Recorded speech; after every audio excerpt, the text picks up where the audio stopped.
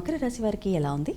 ఈ మకర రాశి వాళ్ళకి ముఖ్యంగా గృహ వాతావరణంలో వ్యక్తులతో సావధానంగా చర్చించి మంచి నిర్ణయాలు తీసుకుంటే అన్ని విధాల అభివృద్ధి అనేది ఏర్పడుతుంది.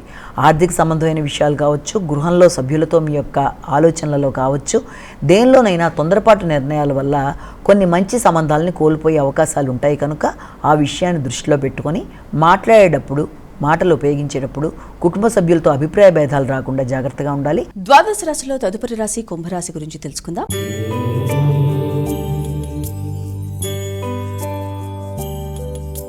అమ్మ, కుంభరాశి వారికి ఇవాళ ఎలాంటి ఫలితాలు ఉన్నాయి? ఈ కుంభరాశి వాళ్ళకి సాంఘిక సంబంధాల విషయాల మీద వీలైనంత వరకు దృష్టి కేటాయించాలి.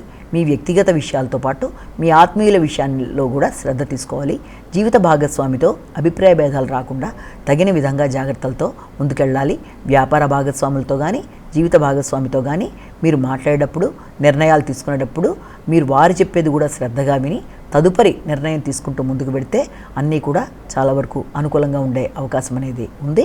అలాగే ప్రతి విషయంలోనూ మీ యొక్క ఆత్మీయుల విషయంలో మీరు నిర్ణయాలు తీసుకునేటప్పుడు వారికి మీ యొక్క సహకారం సంపూర్ణంగా అందించడం బట్టి, వారి వైపు నుంచి కూడా వారి సమస్యని అర్థం చేసుకోవడం బట్టి అన్ని విధాల అనుకూలమైన ఫలితాలని మీరు పొందడానికి అవకాశం కనబడుతుంది. చివరి రాశి మీనరాశి.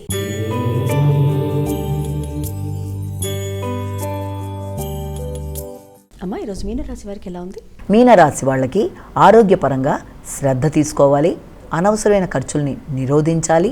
ఏదన్నా మీరు ఇంతకుముందు తీసుకున్న రుణాలు ఉంటే వాటిని సంపూర్ణంగా పూర్తి చేయడానికి ప్రయత్నం చేయాలి. అలాగే కృషిశీలత పెంచుకునే విధంగా ఎక్కువ శాతం కృషి చేయాలి.